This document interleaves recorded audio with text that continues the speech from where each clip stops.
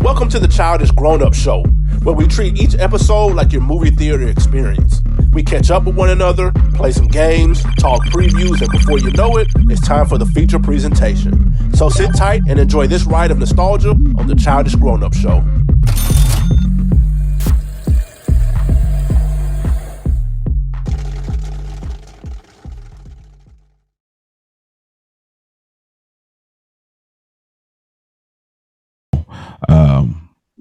It's a very exciting time. It's summertime, and that is the theme for these movies that have been picked.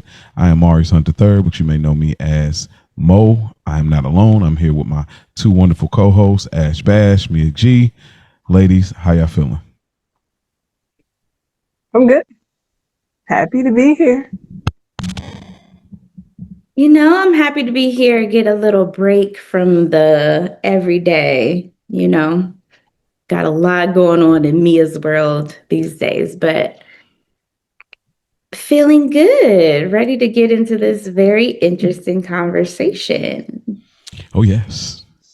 It's time for Reggie to karatecize your ass. Oh, Lord. Oh, yes. And we are back, man. It's truly... it's always dope when we get together. I love it when it's all three of us because we have the best times when it is the trio of how the show has been established. Before we get too far down, we got a few comments from our last episode here from some Stoop kids. So one of them was from an Instagram post from actually a real great supporter, Hair Jordan.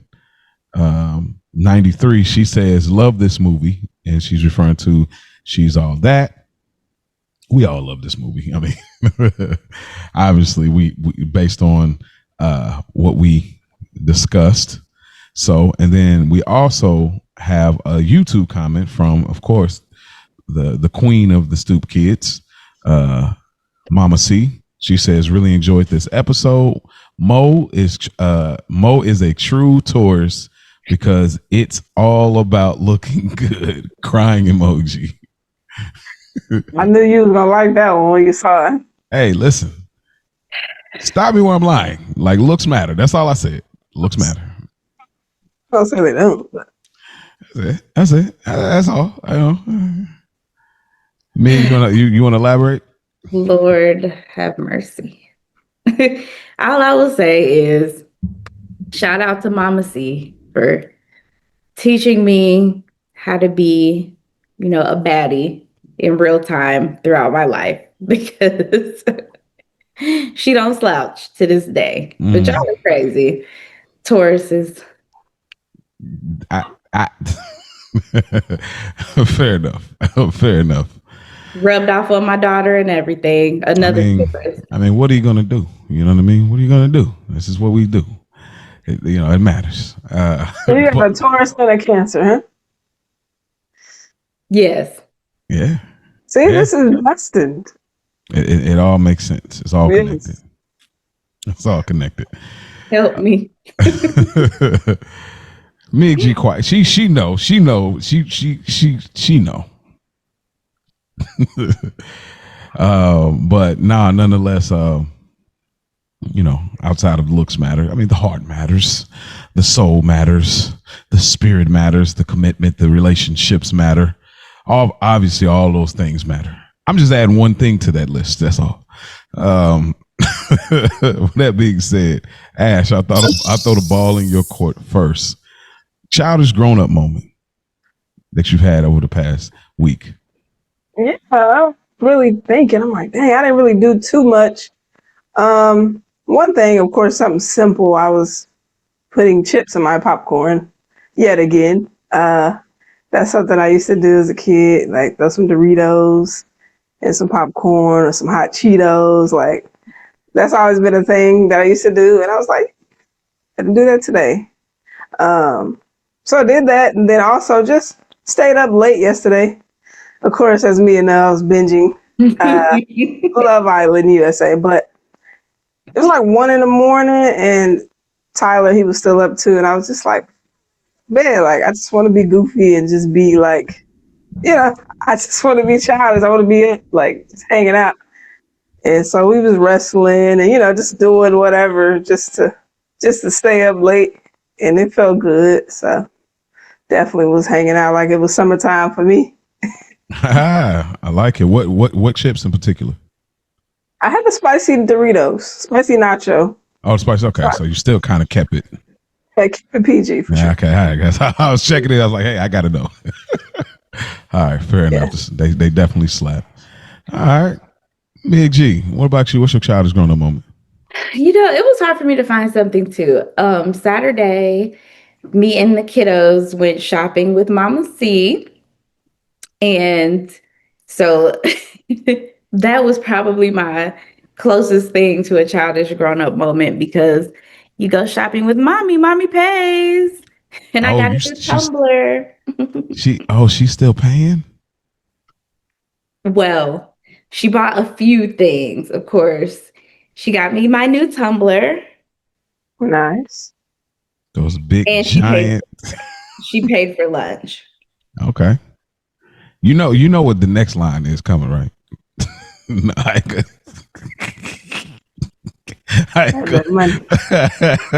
know what's coming next. No, shout out to Mama C, man. What was for lunch? We went to this brick oven pizza place. Oh, brick oven. Can't go wrong with pizza. Ooh, I love me a Blaze pizza. And pizza is my mom's favorite food. So, okay. Your mom is like the truest. Like, she was made for this type of thing. Like, oh my goodness, like pizza. She's so made for this. Yes.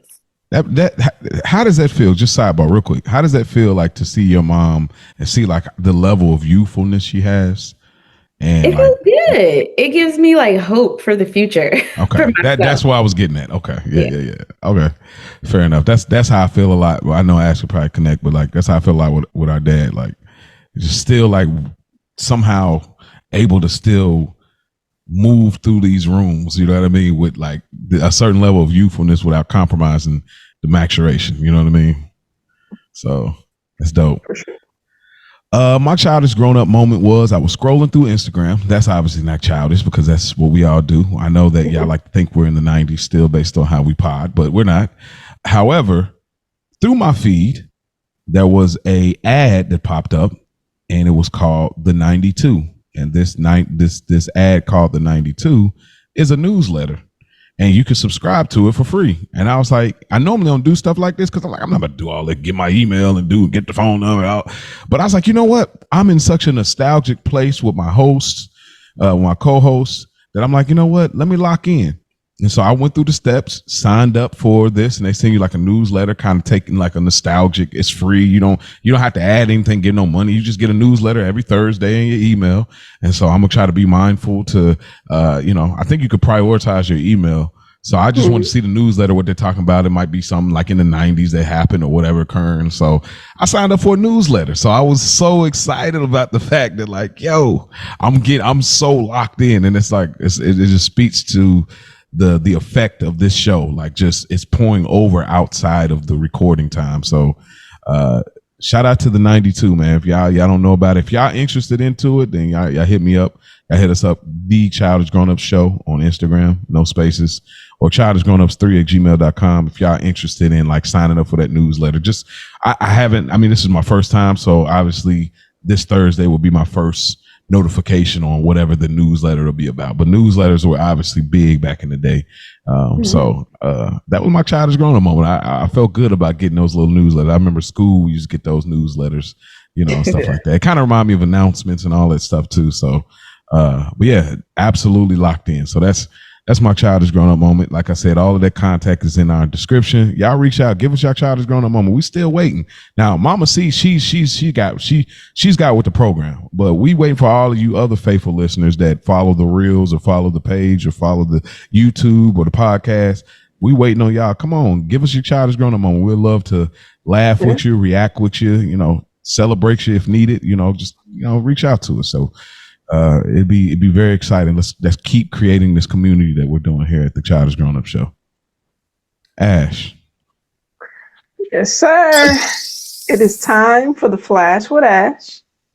So I have 2 trivia questions and some this or that. So which one of y'all want first? Y'all want me to switch it up? Y'all want this or that first? Or you want the 2 questions? Nah, go on, give us a trivia. I'm still hot. We still hot. Me and Mia is still really hot for real. Like we yo. Okay. All right. This is from Rugrats. What is the name of the fictional superhero that Tommy and his friends often admire? Is it Captain Man, Mega Diaper Baby, Reptar, or Ultra Baby? Everyone knows. Is it Reptar? Is he a hero though? That's the part that's kind of the tricky part of this question. I'm gonna go with the Reptar. I am too. But they admire Reptar. They love Reptar. Okay. Yeah, I gotta go Reptar, but I'm like, is he? I mean, I guess he was a hero in that little when they was at the ice play or whatever, you know. Mm. Yeah, I gotta go Reptar. That is correct. I almost had me a second guessing for a second laugh. No, I knew it was Reptar. Yeah, we know what time right. Reptar. Yeah, we rock with Rep. Okay. Second question. This is from Hey Arnold. What is the name of the secret journal Arnold finds that leads him to search for his missing parents? The Green Eye Diary, the Jungle Journal, the Lost Pages, or the San Lorenzo Chronic? Ooh, this is a good one. The Secret Journal. Oh. They were definitely in the jungle. I don't know if it was that obvious. So, can you list the options one more time?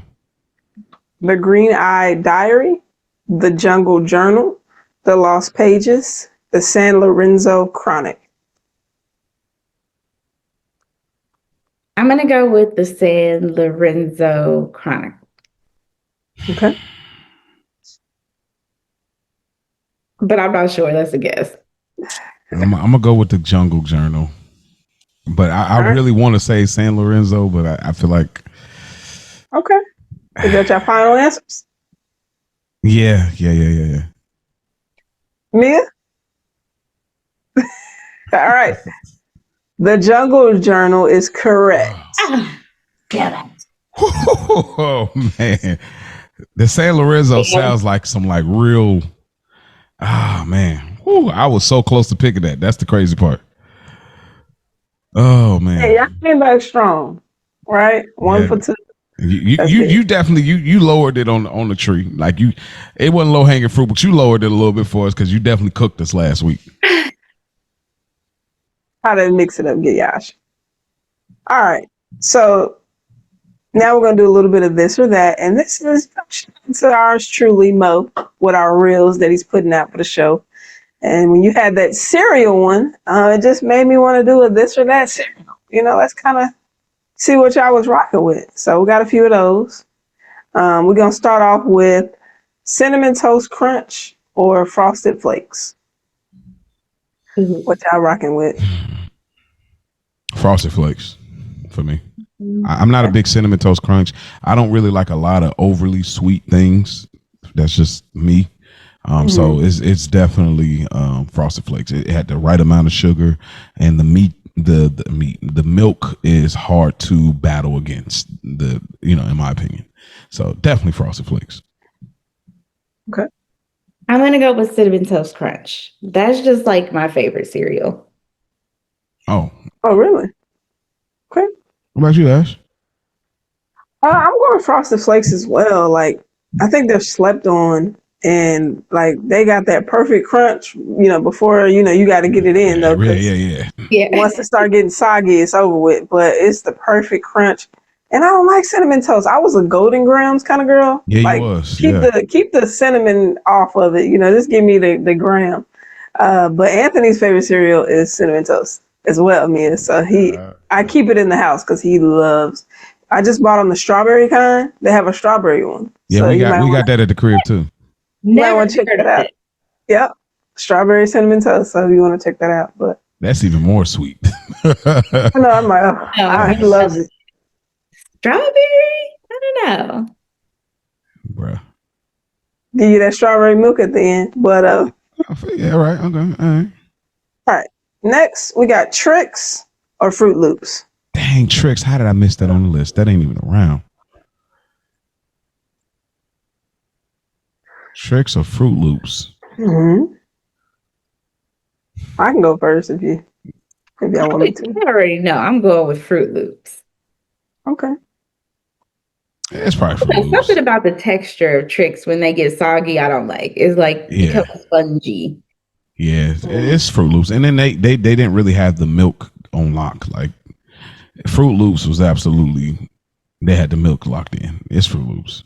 I'm going Fruit Loops as well. But honestly, I wasn't a fan of either one of these. Like, I don't really like Fruit Loops. Like, that's a last. It was like, if somebody has it, I'm good. I'll go somewhere else. I won't get no cereal. I don't like Fruit Loops, but out of these, I would definitely choose. I can eat them dry. I don't really like them with milk though. I'm not feeling it. Do you have Apple Jacks in any of these? Yes, I do. Okay, never mind. I was going to ask a question, but never mind. Go ahead. Yes, I do. All right, so we went trips on that. Next, Reese Puffs or Cocoa Pebbles? Reese's Puffs for me. Okay. It's Reese Puffs. Cocoa Pebble, anything Pebbles is the worst cereal, in my opinion. You talked about Frosted Flakes getting soggy. Like, bro, you got to be even faster with the Pebbles. Like, anything Pebbles, like my daughter wanted, I would try to talk her out of it, but I definitely laid my opinion down pretty strong. I'm like, bruh, no, it's gonna be over with pretty quick. So definitely Cocoa Puffs. Even though I don't like Cocoa Puffs either, but definitely anything over the Pebbles, like that ain't never a thing. You little froze there, Ash. I had to come in and out. Oh shoot. Oh no. Well, while we waiting on her, because she'll eventually realize that she's froze. Are you going? I'll ask, just kind of remix it, and maybe she'll come back with it. But Apple Jacks or Fruit Loops? Because that's the real battle. I would choose Apple Jacks probably. Okay. Just a sidebar, just real quick. I just wanted to know. But you froze up there, Ash. What you got? I did freeze up. My bad. Pebbles. I don't like. I'm not a peanut butter fan, so I don't really like Reese Pieces. Like, I'm not a peanut butter girl. I'll eat some things that have it just because, but definitely not cereal. And I don't like Cocoa Pebbles like that either, but out of these two, I'll go Cocoa. Like Fruity Pebbles, it does dissolve quick, but like the beginning stage of it, like if you get busy early, it's a good experience. Yeah, definitely getting your military eat on at that point. You acting like Lorenz Tate from Dead Presidents, boy. Hey man, I'm just saying. All right, we got Captain Crunch or Captain Crunch berries. Come on now. The Captain Crunch, as far as the crunch or like the OG? Well, the Captain Crunch just has the crunch. Yeah, and then or the berries is with both. I think, so the berries only or the crunch only? Oh, I guess so. Yeah. Okay. So you mean like just the crunch berries? Yes. And just okay. That's tough because for me, it's easy for me. It's crunch. I'm gonna have to go with crunch over crunch berries. If you mix them and you have berries, I like that. But if I have to choose, I'm gonna choose Captain Crunch. I didn't realize this was like not a popular answer. A lot of people like berries a lot more. No. Like I realized I did not know that was I was like, bro, are you serious? Like the crunch is the heart of it, but they was like, nah, bro, like the berries. I'm like, oh wow, okay. That's crazy because Captain Crunch has it has a unique flavor on its own that I just really liked. I always like Captain Crunch. I'm on Captain Crunch as well. Even if you mix the berries in the crunch, I still prefer the crunch on the solo. Like, I love these. Like, this is a buy for me. Like, I'm not a big cereal girl, but I do like Captain Crunch and like Golden Grahams. You guys can kind of get a feel for the type of cereal that I'm into, but yeah, Captain Crunch all day. But I mean, that roof of your mouth, it will get a little Yeah. Get a little crazy on that crunch. You gotta be real. Definitely That's why you gotta let it marinate a little bit. Like let it get that milk action. Like stop rushing it. Like they ain't definitely a little pebbles. scrapage going. You know what I'm saying? You definitely gotta let it marinate in the milk. Like these are not pebbles and flakes. You gotta let that Nah. joint. I don't like no salt. Like no soft. You I gotta like get right to it. Get right to it. give me hard. I don't want nothing Hey, soft. when you grow up, it's funny when you grow up. Like remember as a kid, you put a lot of milk in your cereal. Then when you grow up, you put so much. Y'all fried. But then you grow up, you put way less milk. You be like, I just need a little bit just to kind of get that scoop. Yeah. Yeah. I don't like milk, so I never like drink my milk after. Like I don't drink the milk. Like You never did actually. You're right because me and Bub would just go straight bowl action. You know what I mean? Just get the bowl popping. Me, I definitely was like, I'm a super. Like I'm gonna scoop the milk with the spoon. Just because the milk is good. But I never liked milk like that either. But I was definitely like, if it was banging, like that cinnamon toast crunch milk with you see all the little cinnamon in there. Yeah, I'm scooping. I need to take my time and enjoy this. I'm scooping. All right, I got two more for y'all, and then we out. Definitely just warming up the nostalgia for us. But we got honeycombs or golden grams. Golden grams. I didn't really like honeycombs. Okay. I'm gonna go honeycombs. The OG honeycombs. They was top tier for me. That was top 3, like for sure. Like the OG honeycombs, I was rocking with for sure. Like it was no, them honeycombs used to hit. Like they had the right amount of sugary, consistency. Honeycombs for me, but golden grams, I love. You definitely put me on to those. I'm surprised smacks are not in this list because you was a big proponent of smacks.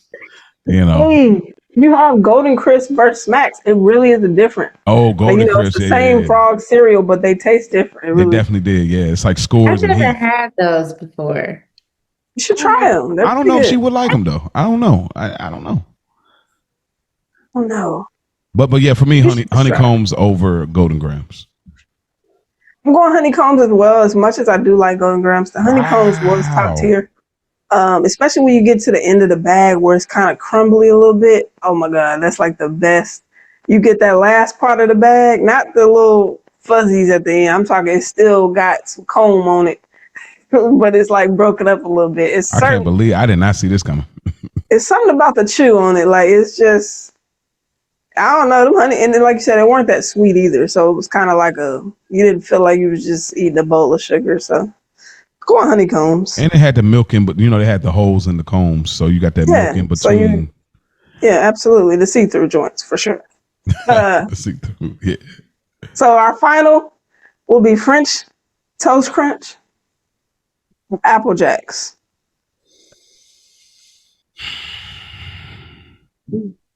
That is a really good one. You like? I'm gonna go French Toast Crunch, man. I know that was in the reel. I definitely brought that up.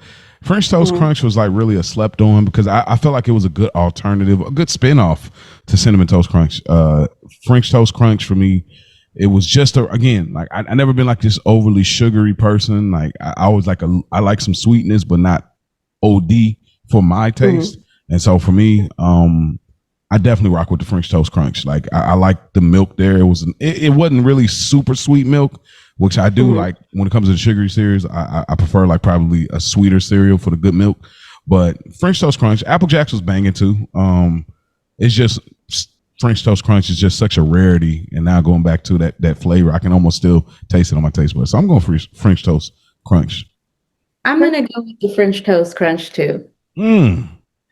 I did like Apple Jacks. I like them. Yeah. My favorite. French Toast Crunch wasn't my favorite either, but I did really like I enjoyed it. So it was interesting. It was like an interesting tech. So I mean, and it didn't get soggy too fast either. Oh, absolutely. So I think I'm gonna go with French Toast Crunch. Hard, especially like just the idea of it being bread, looking like the bread. Little toast, you know what I mean? The idea of it more so than I don't remember the flavor though. So it's kind of like I think I'm gonna go with Apple Jacks because I don't even remember I just remember I liked the idea of it, like, oh, these little mini breads, like I thought it was You're cool. probably right. Honestly, you're probably right. Because I'm like, what did it taste like? Flavor, but it's hard to explain what it tastes like. Yeah. And I wasn't a big fan of Apple Jacks either, but I mean, I would get with them, like, but those were a bottom tier cereal for me too. That might be something too, like bottom tier, like, something like that. Like Yeah, snacking. some lower tier snacks that like Yes. But so that's it for the flash for the ash today, y'all. All right, that's beautiful. What a segment, man. That was it right there. I feel good. I feel like we got out the hot seat pretty quick. Yeah, we got out the hot seat pretty quick, and she gave us our nostalgia fix. Gave y'all that are listeners the nostalgia and viewers the nostalgic fix that you look for every Wednesday, your favorite day of the week, because of this pod. So thank you, Ash. We appreciate that. No problem.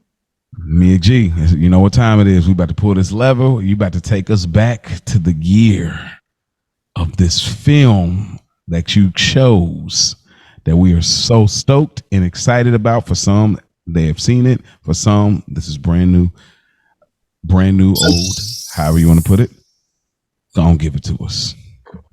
All right, we are going back to 2003 to discuss the film 13.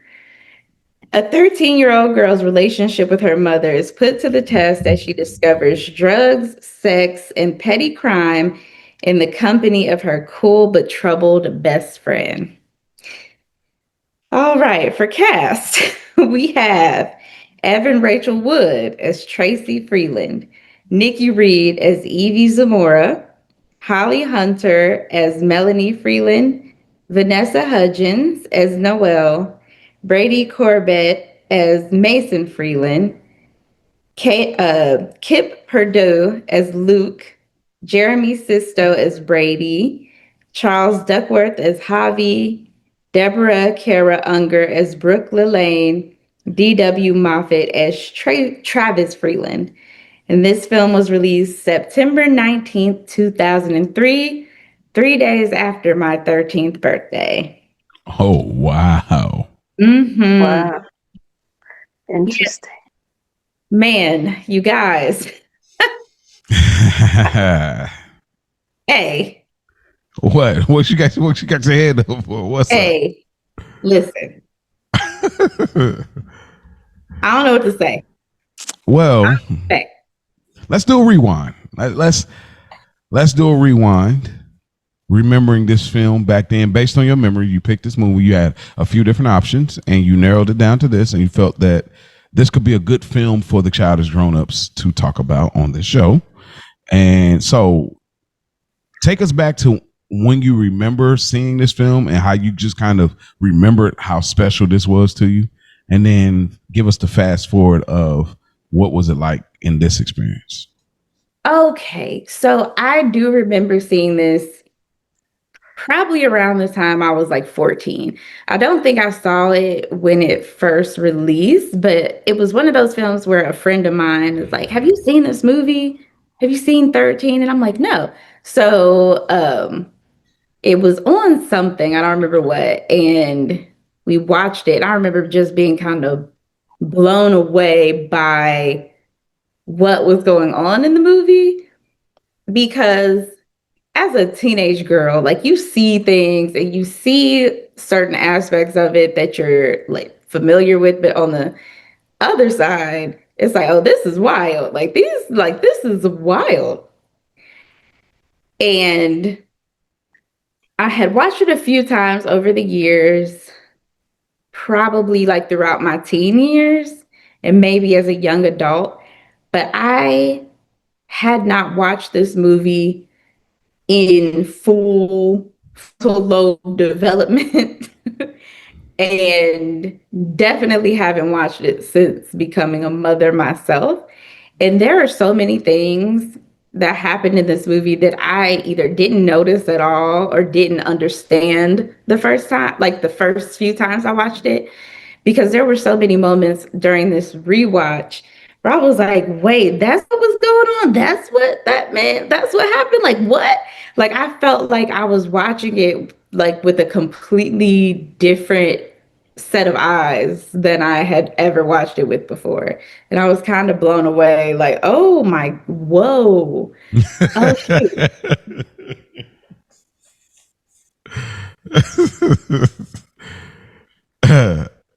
Ooh. Yeah. Yeah. All right, Ash. Since I know me and you have not seen this. This is a new new movie, however you want to put it. Mm-hmm. This is kind of a little bit more of a press play. What was your experience watching the film for the first time? Question for Mia, you want me to hold it? I do have a question for Mia. You want me to hold it? Yeah, I will hold it just so when we get into like overall discussion. Okay. So this was very disturbing. Just the opening of the movie blew me. I'm like, okay. I'm thinking, I'm scrolling, I'm just, it's coming in. It's already coming in nuts. Like, what the hell is going on? So the intro alone already had me curious as to like, what is this about to be about? So it's very, very dark and disturbing. I didn't really get summer vibes from it. I think maybe like because the visual too, like the way the camera angles were, it was very. I mean, it definitely was given like old school, but it just the visual of it, just the camera movement on it was terrible. This was a very interesting movie and very disturbing for sure. I will not revisit this movie, but. And the title 13 too, like it's crazy because it didn't even register to me that they were actually that age. Like because of what was going on in my mind, I don't know what I may have thought they were, but once it hit me again, like oh, 7th grade, no, had me out of here. But so yeah, 1:00 in the morning, bro. So my press play experience, disturbing is a good word to put it for me. This was really cringe. And I don't use cringe a lot because I feel like it's overly used. People make the simplest thing cringe. I'm like, y'all got to relax. Like context is king. When people use cringe, they'd be like, oh, you doing all of this? Like, bro, it's 2003. But this movie, there was so many moments that was like, past like disturbing for me. It was like this is like real cringe as a black man at one point was a black boy that was 13. This was like watching this, it was so uncomfortable. I felt this is probably the most uncomfortable I've been in a while watching a movie. Not only from the sense that I was a boy, but I have a daughter that's 10. A daughter that's 11 years. So the biggest thing was like, I was like, oh, this is cringe. I'm like, oh, like, so it just, so it was definitely cringe. But the craziest thing about this film for me is I will never forget this. This movie is one of those one-time watches you never forget. There's just certain movies like a Get Out or I don't know, Tales from the Hood, or like it's certain movies. I don't know. I'm just picking random movies that like you could see it once and you'll never forget. This is a movie that as cringe and as like difficult it was to watch because of like what was being presented. I would never forget this movie. I could look at the movie poster and I remember everything. Like this is not a forgettable movie. Like that's what I will credit this movie. You will not forget this joint. Like this joint was not a forgettable movie to me at all. And so that was mostly my experience. Was like, there was some rough points that I was like, but we'll dig a little bit more into it. But it's definitely an unforgettable movie, no doubt. So let's get into our overall discussion. Ash, I'm gonna throw the ball in your court, and Mia, I'm gonna let you pick it up from there, and I probably have a few questions as well. So, Ash, you can start off from there, and then we'll just keep working our way through it. Fox, can I ask a question? Yeah, go for it. Oh, okay. Mia, so I was gonna ask you, when you say you had watched it a few times, I think when you were younger, what made you like after that? How old would you say on the first watch? You said 14 probably? I could have been 13, but I know I was somewhere in the 13, 14-year-old realm. Okay. And what about the second watch? How old do you think you were? I don't know. I know I'd seen it a few times between the ages of like 13, 14 to maybe like 20, Okay.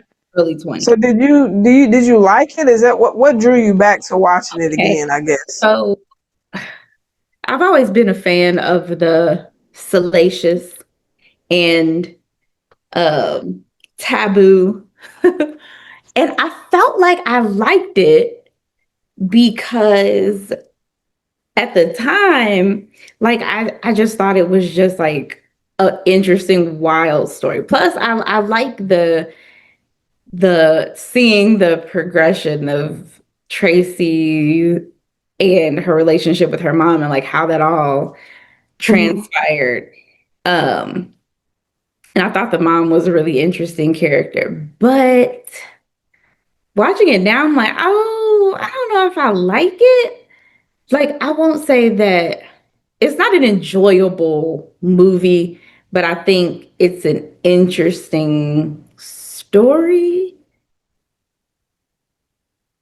I guess, like, I feel like it's a story that needed to be told because there is like stuff like this is happening in Right. real life in real time.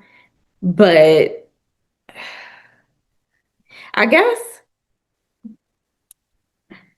Do you feel like you related in that movie at all? Not to get into any like other oh, sections or anything. listen, Like yes and no. So I'll say there were parts of it that I was like, okay, yeah, I can relate to this as like when I was a young girl, but at the same time, there was a lot of it like mhm. absolutely not. Like I could have never imagined certain things that they were doing Yeah. me doing when I was 13. Like I know we'll get there, but Mhm. the line at the end where her mom was like, Tracy was playing with Barbies before she met Evie. Like that was me. Like at 13, me and my friends were still very much Mhm. kids. And seeing them act this way at 13, Rough. not relatable, but I relate in the sense that I knew girls like that. Like I knew girls who were, Get into it. yeah, but I was more like the Noelle character. Like Ah, we were, okay. you know, So no correlation with the Tracy and Evie. no. No, Okay. y'all know my mama. It was never about to be that type of time. Ever. Well, I found it. I found it interesting, and my curiosity. I know Ash had asked her question, but I found it interesting because I know you said, you had two best friends that were white, right? How much of that plays a part, or does it play a part at all in like What do you how, mean? like I guess just in like being able to, I don't know how close you were with like maybe I hung like after school, maybe you've seen some of these type of activities happening or not. You know what? Like not with them. No, it was like I don't remember which friend or who it was who introduced me to this movie. I wish I remembered which of my friends asked me had I ever seen it. Because I kind of believe it was one of my black friends who asked me if I had seen it. But Oh no, wow. even with my two besties growing up, we were kids. Like we in the seventh grade were still very much little girls who were like we used our imaginations. We talked more than we did, Yeah, anything. yeah. Of course, that was definitely Um, our behavior for sure. the most we did was talk to boys on the phone. We were never sneaking out or doing it like nothing like that. Trigger warning, there is going to be discussion of drug use and underage sexual activity, all types of stuff. But no, it was never that it was relatable. I think for me, and this is the same with a lot of movies that I like and watch and I'm drawn to. I just like to see human stories told unfiltered in a way that's like uncomfortable. I think I like to get comfortable in the uncomfortable when it comes to films that I watch. That's the thing that I'm starting to kind of notice with, because I watching this movie made me really do a real observation on you. Yeah, definitely, like real deep thoughts about your taste and kind of your observation and kind of things that register for you in a certain way. Because I'm looking at A Christmas Story. I'm looking at Riding in Cars with Boys. I'm looking at this movie. Those three particularly. I'm looking at, like, there's a certain kind of underground vibe. There's kind of this overlooked kind of vibe that, like, yo, these were great films in my house, or great films to me that have not necessarily been recognized, and they registered to you, and they have a certain raw element to it. And I started to realize that, okay, even some of the stuff that was a little more mainstream, like The Preacher's Wife. When we're talking Christmas movies, some people will say it's mainstream. Obviously, Denzel, Whitney Houston, Courtney, but even then, still, when you go down the list of Christmas movies, it's still got a little bit of a different kind of spin and raw element to it. So it kind of this movie kind of and even Harriet the Spy. That was like kind of the trifecta, the quadruple fecta, if that's a word, that I kind of started to see the clear picture of, like, okay, now I'm understanding kind of your taste in film and kind of what registers and resonates for you. Another one, I was like, okay, again. So I'm starting to, like, understand, like, so when I seen it, I said, okay, at first I was like, why would she pick this? She know I'm not gonna, rock with it. But then I stepped back and kind of did a full observation on our releases. And when I did that, it made me start to kind of see a little bit more of, okay, this is what she rocks with. And now I kind of see where she's going and how she got there. So I just wanted to put that, out there. Why I think that is? Okay. Coming back to my mom, like, I was introduced to a lot of gritty films at a really young age. Like, me and my mom would sit and watch Imitation of Life, and Sparkle, the original 70s version.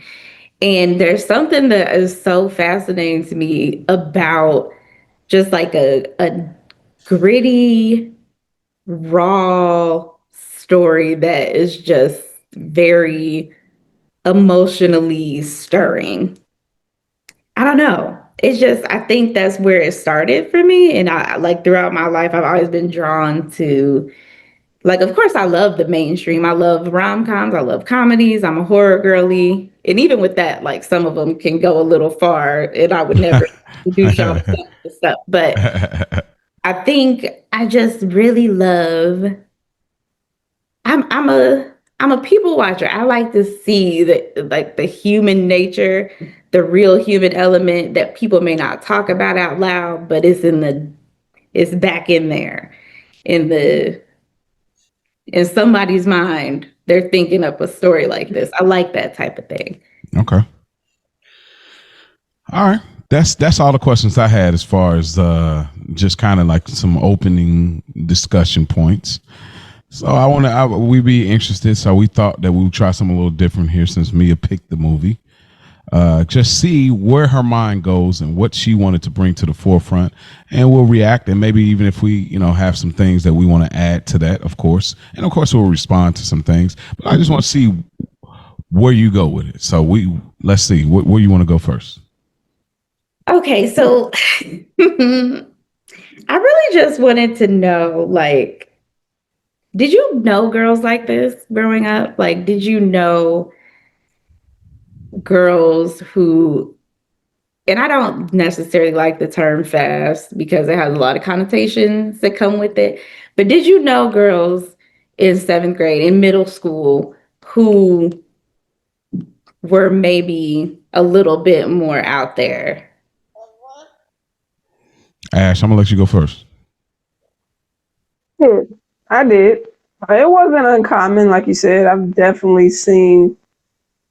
There's one in particular that stood out immediately when you asked her that question. I'm not gonna say her name, but Yeah.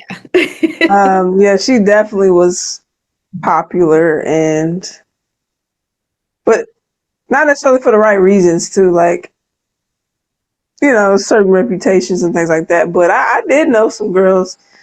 Now, to what they're doing in this movie, I can't say that I know for sure, but as far as, being a little more advanced with boys, absolutely. Absolutely. Yeah, I knew. I won't say the last name, but I knew a girl named Jessica. Um, Definitely was on this type of time. And similar to what Ash says, like you're not really exposed to all of the other things. Like when you go to the scene of later in the movie where Tracy, is it Tracy? Mm-hmm. Tracy pulls up to class and everybody knows she's late. You get the idea that you're late all the time. You got skin showing. You're way out there a lot more than the rest of us. There was definitely girls in that I grew up with in school that like pull up like that, pull up late, got stuff going on. You don't even the ideas and the rumors you had don't even scratch the surface. And this movie definitely pieced together the concept of, oh, these are the things that happen outside of that. The girl that you seen in school that you knew was advanced, knew she was on a different type of time, and you was like, dang, why she seems so much older than the rest of us? You might be questioning, like, is she in the right grade because she seems so advanced? Like, this movie kind of gives you the other side of, oh, this is all it encompasses, if I'm saying that right. So yeah, absolutely, definitely knew at least specifically one girl that comes to mind when we talk about that. Yeah, I definitely knew girls like this. And I don't necessarily, I can't say that anybody I was friends with or that I knew started this young, but I do know one particular friend of mine who, of course, will not be named. Uh, Shout out to her. 9th grade was the year when things kind of took a turn, and I was like, "What in the world? Who are you? Doing? What is going on?" Yeah. And I remember I used to be considered some kind of a mother hen, like around that age. Like I was the one who was telling my friends, "Don't do that," and lecturing everybody. Oh, I was that too. And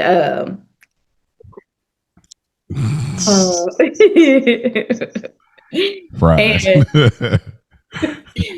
oh my God, he's so cute. I can't. And then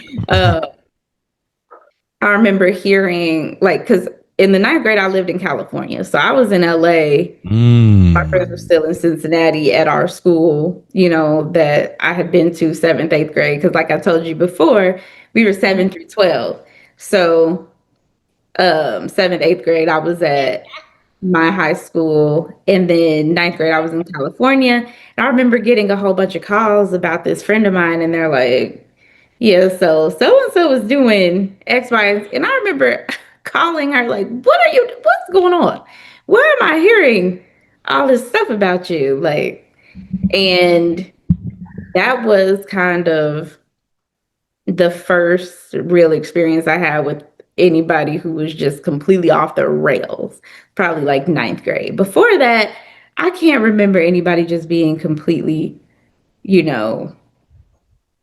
there with it. And then even so, when it comes to like drug use, I don't remember any of my friends doing drugs at all. Like,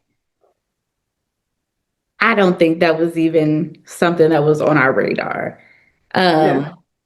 Which is one of the concepts about this movie that just made it so mind blowing to me. It was just such an eye opener about, it comes at you fast. And that's why watching it now as a mom, it kind of hit a little different. Like, Yeah. I know that I read a little bit on like one of the co-writers is the story was kind of based on an experience she had. And so, because at moments I wanted to call this really extreme, but I mean, again, it's easy for me to call it extreme when I haven't experienced anything like this. It's easy to call it extreme, you know, but it happens obviously because this is somebody that's a co-writer on this saying that this was a summer or this was a moment in time from 12 to 13 that I had. So it's hard to call it extreme, but it is. The challenge of it is for me is how one person could be so influential to you to this degree, but also the factors that play a part in how you allowed the influence to be as strong as it was. Because when you have a father that's not in the picture, who's a douchebag, and then a mother that, you know, is, you know, trying to stay sober and has an ex-boyfriend that at one point was a douchebag as well. And so she's not always around and she lays a lot of responsibilities and burdens on you.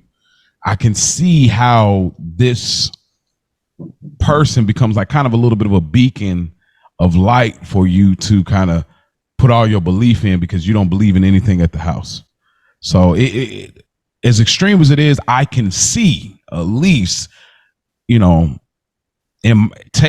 taking myself outside of it, I can see how you got there. Yeah. Yep. And to add to that point, seeing how it just makes you realize, like, when you thought your parents were being overprotective because they didn't want you to hang with kids whose home life may not have been up to a certain standard, like, oh no, you can't hang with her, you can't go over her house because her parents allow her to do X, Y, and Z, or her parents do this, and we don't play that over here, so you can't hang with her. And it's like, what? But now, watching it back is like, okay, yeah. And another crazy thing that I noticed is like that I didn't notice until watching it with full frontal lobe development is, you know, Evie wanted what Tracy had. Tracy wanted so badly to be like Evie, but Evie would have killed to have a mom like what Tracy had. And we see that, you know, later in the film. But I had another question. You know, were you ever, I don't want to say desperate, but did you ever crave popularity? Like, was popularity something that you feel like you would have gone out of your way for? So for me, no. Because I feel like I was in the middle, like in school. Like I wasn't like popular, but I wasn't not. Like I was just in the middle, kind of like people knew me, just me being like just a cool person or whatever. So I could talk to the nerds, or like I said this in our TGIF, talk to nerdy people, or just like, I'm kind of like you in that sense, me. Like I draw to the less favorable.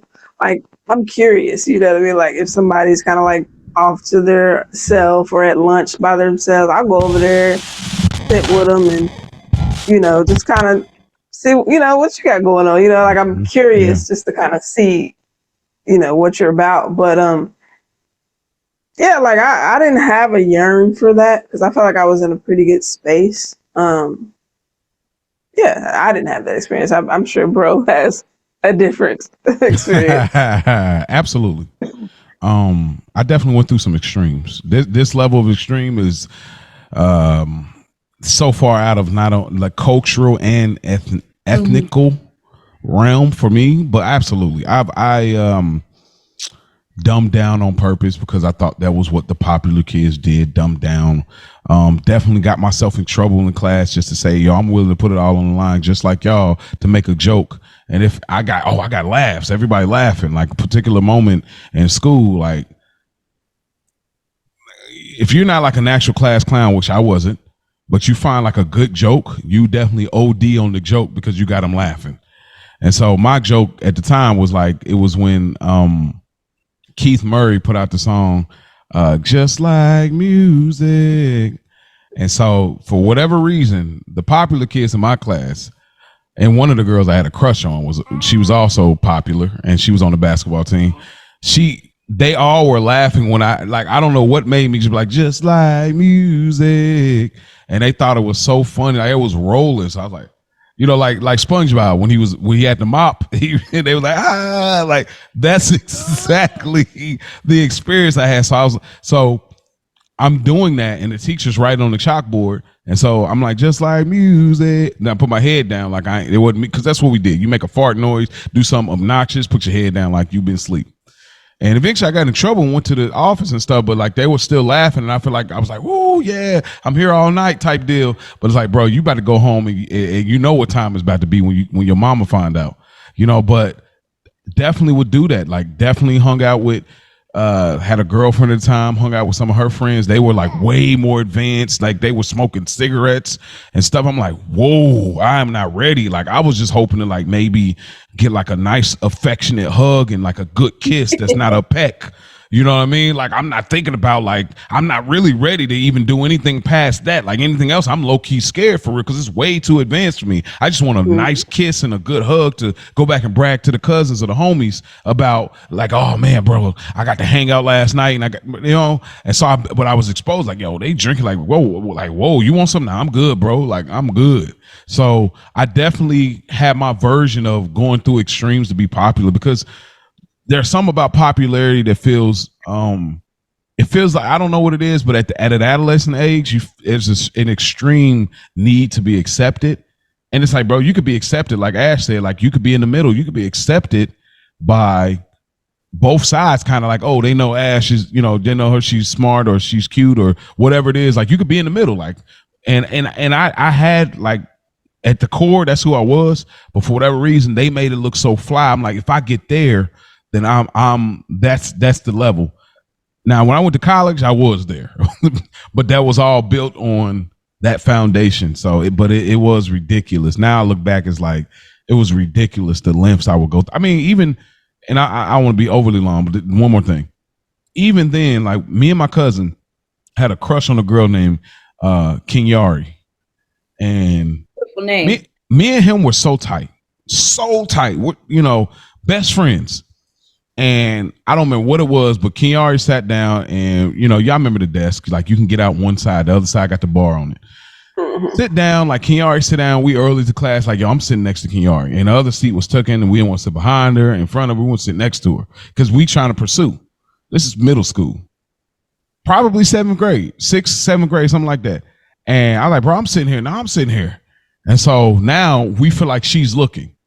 And so now we can't look less than a boy, not a man, but less than a boy at the time. And so he pushed me. And when he pushed me, the desk slid and it made that. So now I'm super embarrassed.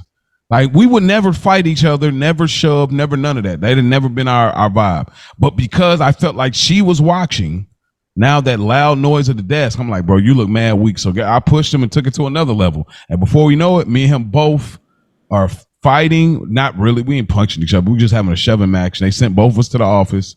And now I got the teary eyes from the wood when he was like, hey man, shut up, Stacy, man. Like I'm looking like him at the office because I ain't never been in this level of trouble. Trying to be popular, trying to be accepted. So that element is absolutely true. It's just, again, the lengths that they went is so extreme. I just can't see. But again, we're talking about a parent that may have not emphasized some things. So, yeah. Yeah, I'm somewhat like Ash in the sense that I've never craved popularity, so to speak, because I kind of was popular. I wasn't the most popular girl in school, but I was invited to all the parties. I knew a lot of people. I had a lot of friends. And we kind of had a different structure. It wasn't really like, yeah, we had popular people and we had people who may not have been as well known to everybody in the school, but they all had everybody had their crew, like the people that they hung with. They may not have wanted to come to the parties we were going to anyway, because they were doing their own thing. It was more, everybody kind of had. There was no bullying necessarily. It was just you hung with who you hung with. Now, if I missed something and there was, if anybody I went to school with is ever watching this, correct me if I'm wrong. But I just remember, being somewhat popular, not crazy popular, just very in a comfortable space.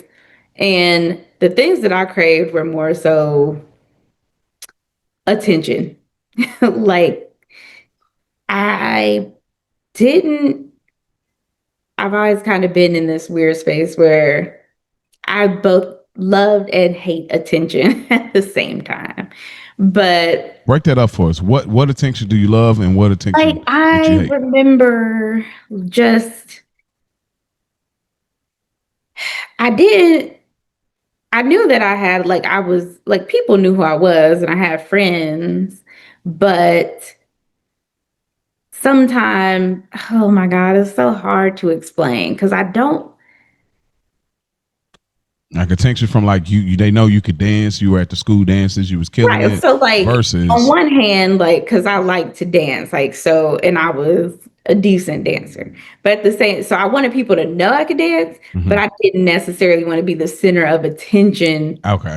Dancing where everybody's looking at me, because then I feel okay, I get you. Just kind of like a few people I kind of I did just enough to get just enough attention where they know, oh, okay, yeah, but not where it became a thing. Like everybody circle you. You just like a couple friends and a few randos. It's like, oh, look at her.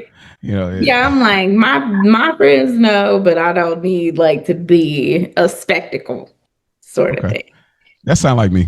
Sometimes, as I got older, maybe 10th grade or so, I may have shown more skin than I should have. And my mom, shout out to you, mommy, because I know you're going to watch this and I love you so much. But she was a little bit lax with me. And I think it was kind of a concept of if I let her do this or I take her to do this, then I know she's not going to sneak and do it. I got my belly button pierced when I was probably 14. I got my first tattoo at 15 and my mom was with me when I did these things. And so it was never. Oh, then that alone should make this movie resonate a lot. Yeah, but I never snuck and did it like Tracy sneaking and getting that part. Okay, yeah. And my mom was never gonna let me do that. I did that when I was 18, but her sneaking and having her friend, pierce her belly button. My mom took me to a regular place where you had to have a parent with you for consent if you were underage, and she, signed the forms and let me get my belly pierced. And that's it. That was something that got me a lot of attention because people thought I was much. Oh, they thought you were getting busy. They definitely. Oh, absolutely. Oh yeah. Because I had a belly ring and a tattoo. They were like, "Oh, she does. She, but I really wasn't. I was." But you didn't think about none of those things when you decided to do that? I was a kid. No. But who did you have around that made you say, "Yo, they doing it. I want to participate. I want a belly ring too. I want a tattoo too." It was just the thing.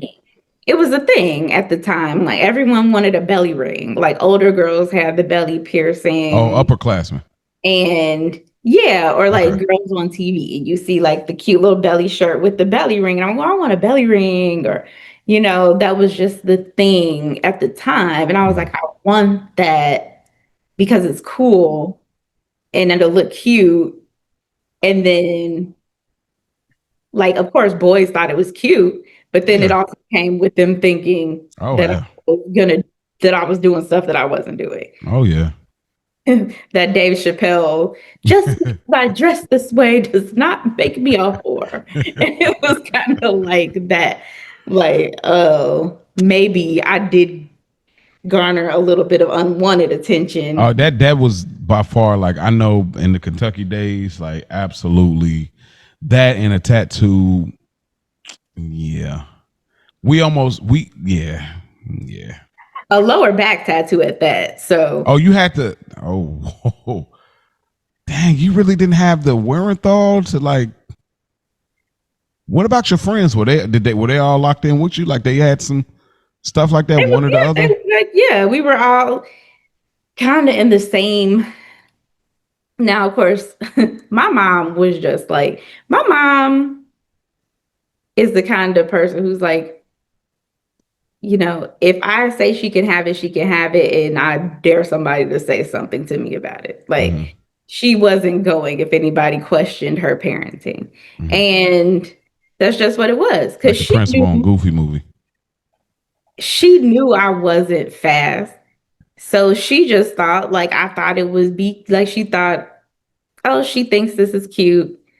I don't see the harm in it. Sure, she can do it as long as I know where she's doing it and that she's not doing anything crazy. Can I say one more thing? And I know Ash is going to say some things too. I know you're going to translate. Mama C, I know you're listening, so I just want to say this real quick. Where did you get this? Because you were really ahead of your time as far as that type of parenting in the era that you came up in. So I just respond at some point. You can hit us wherever, YouTube, whatever, Instagram. But I just want to know where you got that like advanced level of parenting. Like it's not a right or wrong thing. I'm just curious to know that because that is such a different perspective. So Mama C, I know you're listening. I'm very curious to know that. So and then it was also she taught me things in the same, like at the same time. So she was like, yeah, you can have a belly ring, you can have a tattoo, but that doesn't mean like you don't do these things. Like, having sex with, and, like doing all that. She made it very clear the line was to be drawn. So just because I had a belly ring or a tattoo doesn't mean like those things don't equate to you being this way. You have those. It's aesthetically pleasing. You think it's cute, but that doesn't mean that you have to behave this way, which is kind of, off topic. That's why I am a very, huge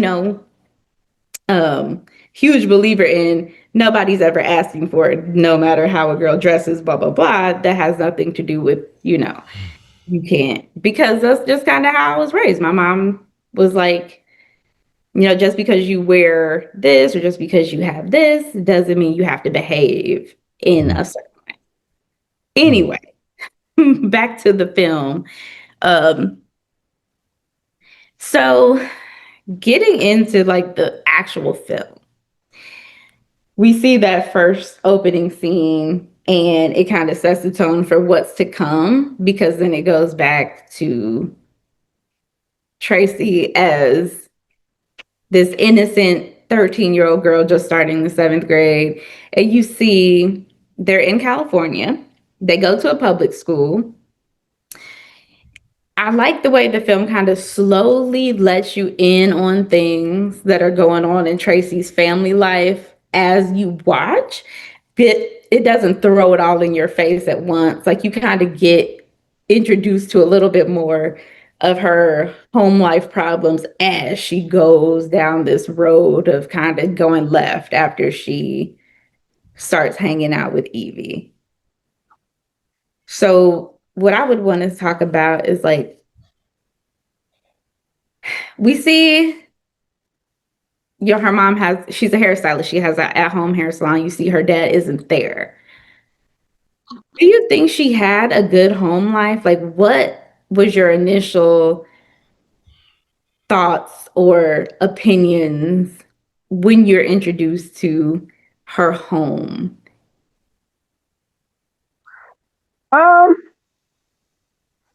I mean, it was pretty chaotic. It looked hectic in there.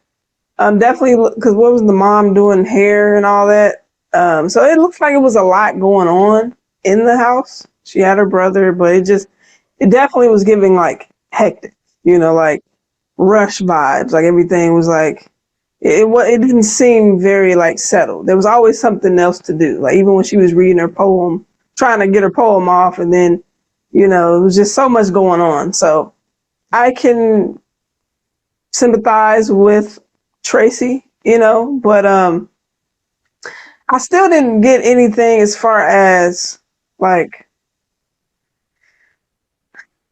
the turn she started to take. Like I didn't get that the house was that bad to correlate to like once she got with Evie, and it was such a quick transition too. Like, and I was going to ask because I don't really remember. I remember Evie writing down her number on the thing. Then she gets home. She's super excited to call. I guess it was like a fake number or whatever. But how did she end up linking with her again? Because I think that part was fuzzy. How she actually did get to connect with her. So when Evie gave her phone number, because the whole thing was Evie and her friend, whose name I can never remember, were making fun of Tracy's socks. And so she went and her mom bought her a bunch of new clothes. So then she met with Evie in the bathroom. They exchanged, I like your this, I like your that. And Evie said we should go shopping on Melrose. And she gave her phone number and said, I'm going shopping on Melrose after school. So I don't know if she knew or just assumed that that's where Evie would be. So she went there thinking that she would be there. And you know how when you're that age, you have a store that you shop at, like whether it was like, what was it? Forever. Where did we use to shop at? It was like Forever 21. Limited to back in the day. So, or Forever 21, where like where a girl is likely to shop. So I think she went there.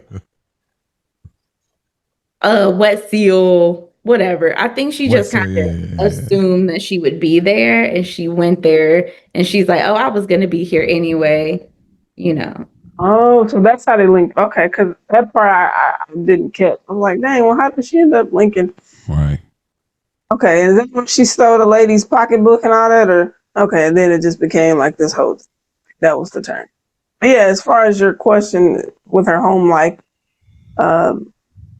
like you said, you didn't see her dad around, just got the instant single mom, and she does hair, obviously, and it is chaotic, but I didn't prepare for what was to come based off of that initial introduction of her crib. Yeah, I mean, her home life wasn't great. Again, it's a real big challenge for me. Just on our show, we try not to bring race into it. We try to look at it just from a human standpoint, up from a nostalgia standpoint. But this is one of those things where the ethnic matters, and it's just we could talk about things the movie didn't get right, but maybe that's just an opinion. But like this movie, just they didn't do nuance at all. In my opinion, they didn't do nuance. The transitions weren't good. It was just this fast-paced concept of like things move like this, which I get in some sense. When you're the co-writer that is speaking from her experience, I feel like she wrote it in the sense in how she remembered it, because that's how memories are. Memories are like fast transitions in your head. Like we all, like on this show, we have nostalgia and we bounce from memory to memory, but we don't remember all of the details on how we went from this to this, and so the movie kind of does that. So her home life wasn't great. Her mom, again, I wish this movie would have gave us a little bit more about her mom. Only thing we got is that she's trying to stay sober and she has a bad taste in men, based on the ex-husband, which is their father, and, the boyfriend that was once bad, but it seemed like he got it together. He's a lot better than he was. Mm-hmm. And so it I don't know. The home life wasn't great, but it didn't give me, I'm about to start doing drugs and selling drugs. To me, it feels like, let me get a gig because I'm tired of wearing these whack ass socks and I'm tired of being cute. I want to shout out to Manuela Santos, aka Manny from Degrassi. She's like, I don't want to be cute.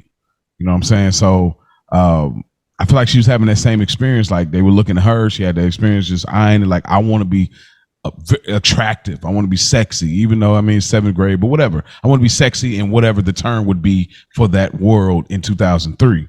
And, she clinged to it. So her home life wasn't great, but I don't know if it pushed to how far it went where you're like, you have such a disdain for your mom and you're getting drugged out and you're selling drugs and you're just throwing your virginity to whoever. And you go even further later in the movie. It's like, bro, I get being rebellious, but your rebellion, I don't know. It's hard because I don't know nobody that has that type of influence on me. Even when I was a kid, a teenager, a young jit, nobody has that. Nobody ever had that type of influence on me. So I don't understand that level of relinquishing. So the home life wasn't great, but it doesn't, for me, match up. But again, this is a white family with a different kind of perspective. The only thing I'll say about that is like, on first meet, you kind of think, because it reminded me a lot, like one of my besties growing up, her mom was a single mom, but her dad was present, just they primarily lived with their mom. And their house was kind of hectic, but not in a bad way, kind of like this. Like, I didn't look at it as being hectic in a bad way.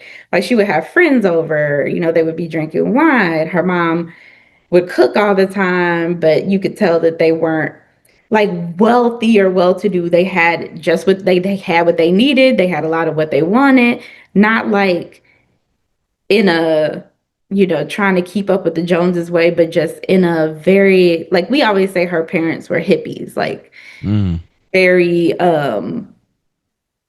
just the fun mom, but she was a good mom. Like, she was there. She was very present.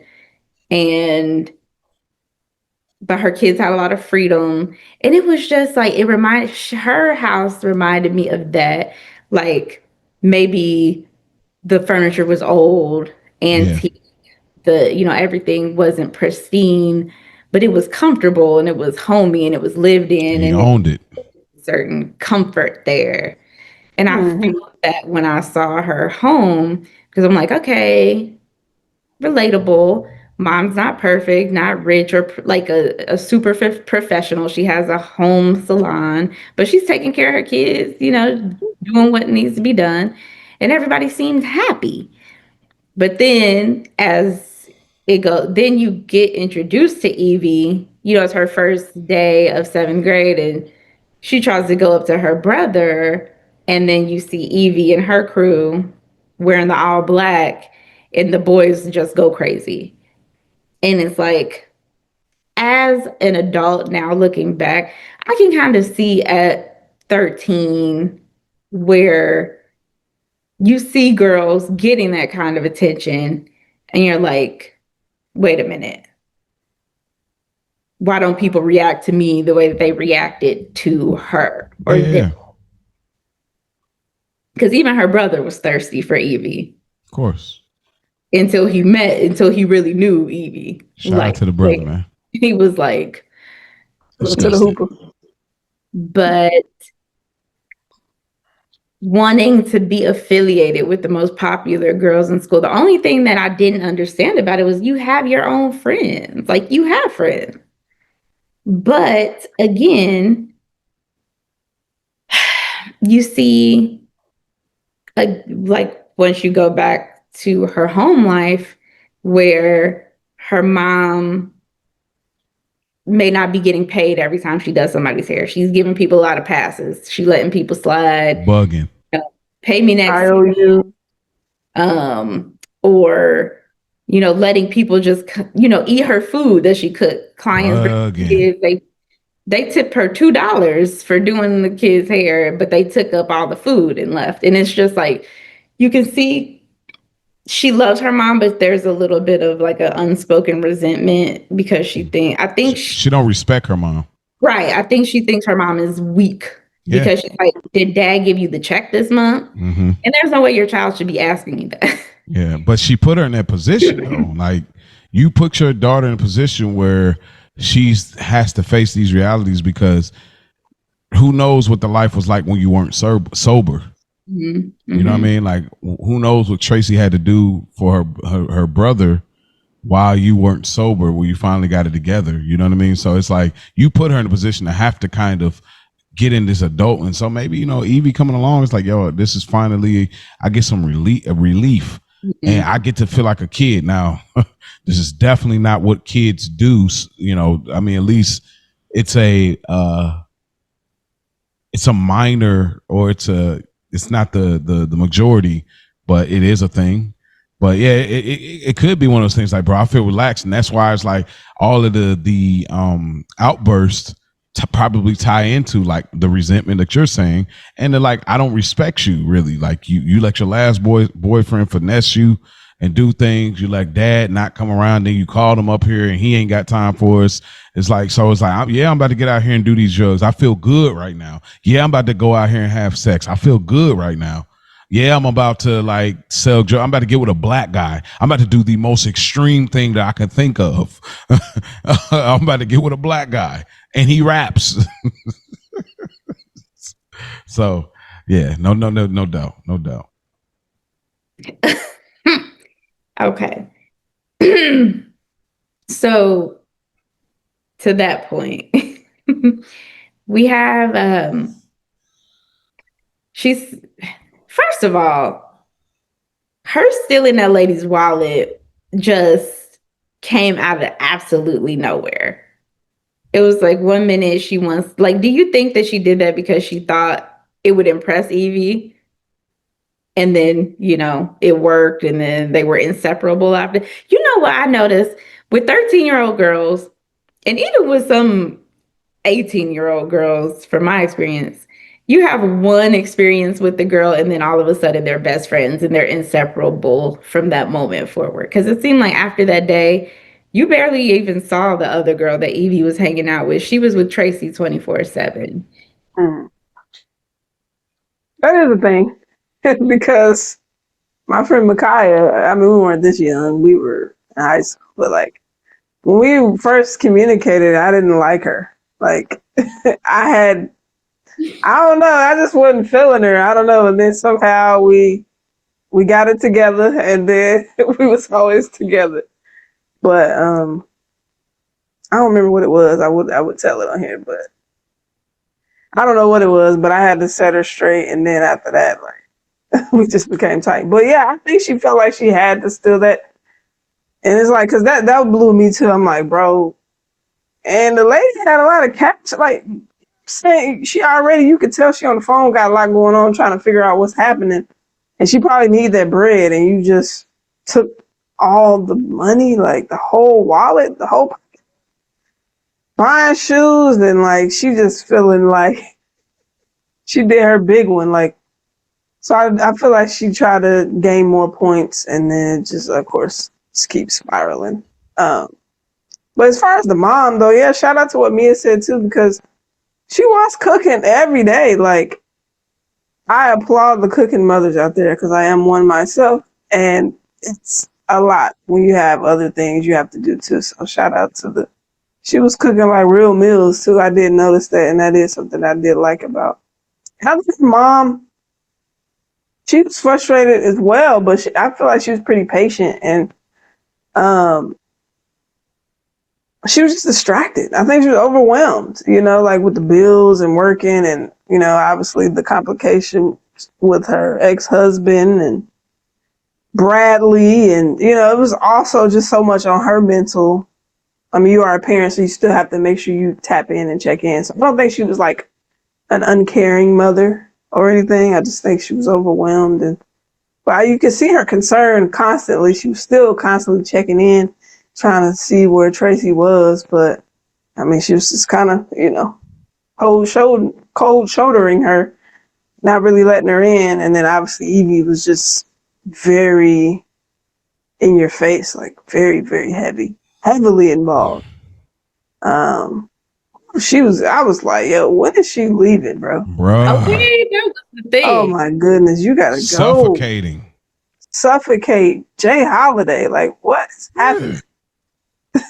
like really draining the situation. Like, Super. obviously the intent, like, I mean, I don't think that was the real name of the friend, but Evie's kind of feels like an abbreviation for evil. You know what I mean? Obviously, that's what they were going for. Obviously, there's a symbolism of when Evie comes in the picture, the color changes in the film. You know what I mean? That's obvious. You know, I mean, this movie came out in 2003, so this was an innovative concept between the Evie name and the color scheme of the film. You know, so but now we're in this year that we are in, so obviously we've seen a lot of movies do some very creative concepts from a visual standpoint. But yeah, like that whole thing, like she was so like suffocating. Like for those that are like you fans, like you know Joe Goldberg, if you ever read the books, like or listen to the audio books, he is like, especially the most recent book that came out. Shout out to, is it Karen Nepsis? If I'm saying it wrong, y'all correct me. But Kepnis, I think Kepnis. But man, this last book, it was so suffocating, like in his thoughts and suffocating in how he was with who the love interest was. And there's an art to doing that. And like Evie was absolutely just suffocating character, like super toxic, super dependent, but yet finessing it like you need to depend on me. And kept control of that.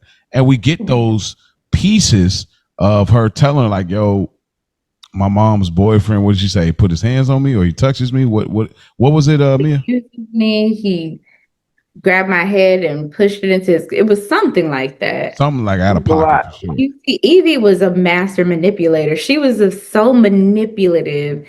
She weaseled her way into Tracy's family, into her home. Yeah. And it's to the point where you see multiple people like, do you have a friend you can go stay with? When are you going home? Can you go home? Because they see the effect that her being there is having on Tracy and like the family as a whole.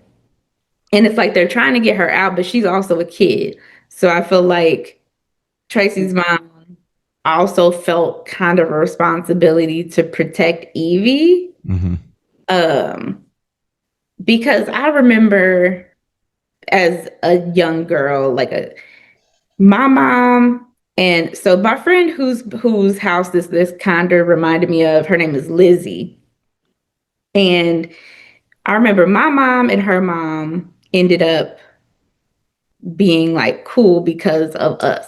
And when I was over at Lizzie's house, her mom felt like I was one of her own. She was very protective of me. When Lizzie was with me and my mom basically called like her one of her own. She was very protective of her. So I get, in a sense, like as the adult, you feel this sense of, you know, especially as a mom, you feel like a maternal instinct towards kids that aren't even yours a lot of the times.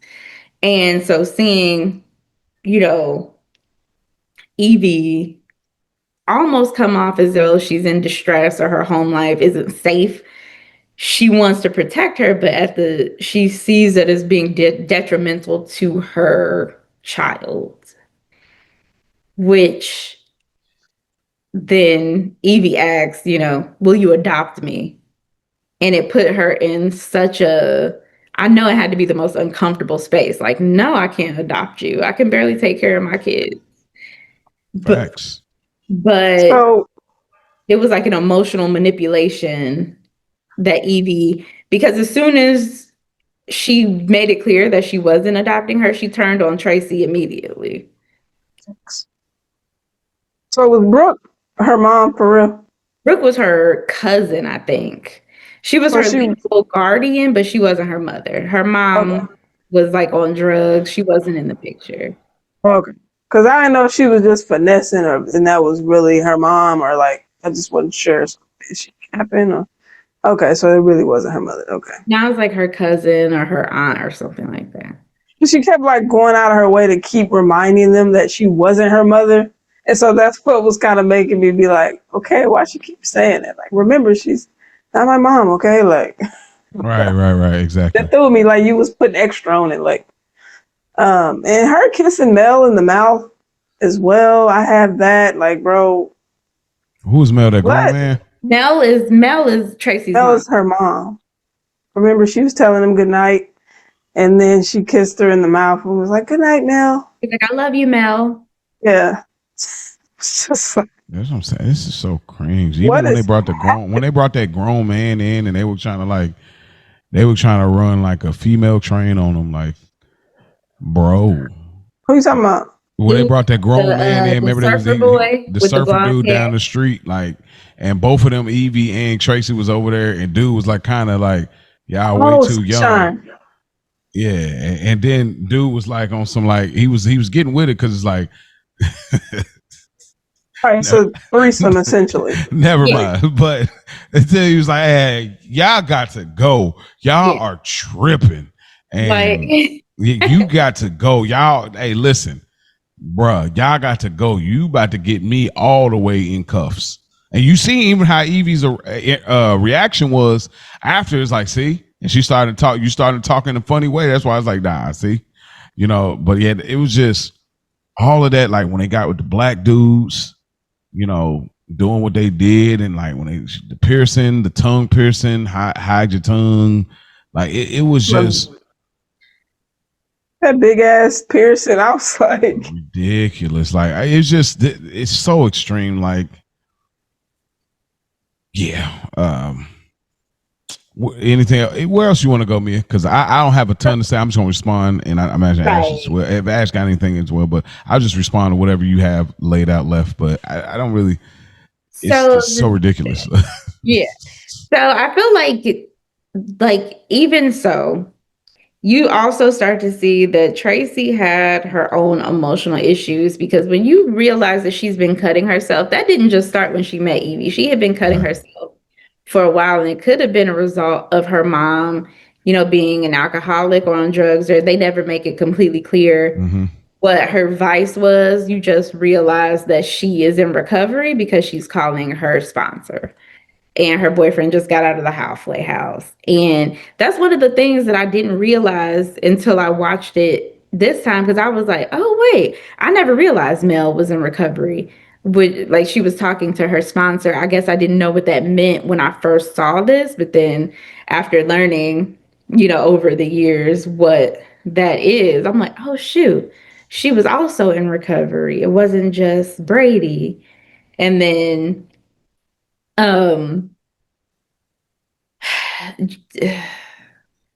so the last thing I want to talk about is just, like I was saying, Evie turning on Tracy when she realized that Mel wasn't going to adopt her, and how quickly Tracy's whole little bubble got burst, because it was like one day they're best friends, the next day, you know, she isn't hanging with, you know, Evie comes with some boys to pick the girls up from school. They don't take Tracy. She's not, you know, she calls her, they're blowing her off.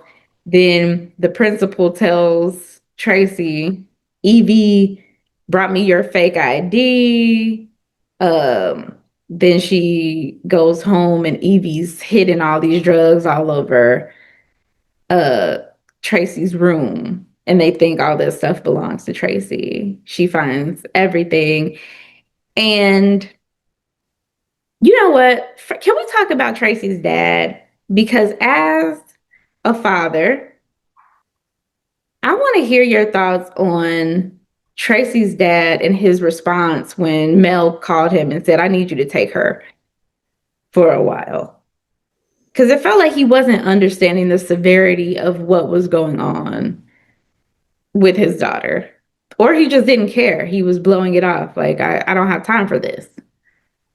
I think there was no context, but I would just say that I think because of, I'd imagine that maybe she was on drugs or she was an alcoholic when they were together.